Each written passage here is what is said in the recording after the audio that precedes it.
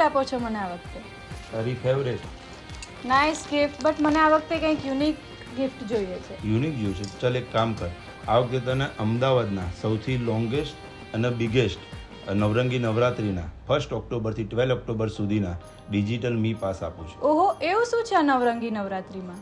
એમાં ઐશ્વર્યા મજમુદાર, પાર્થ ઓઝા જેવા બીજા ઘણા બધા સેલિબ્રિટી સિંગર્સ છે અને 12 વાગ્યા પછી ટ્રેડિશનલ ઢોલ અને શરણાઈના તાલે નવરંગી મંડળીના ગરબા તો ખરા જ.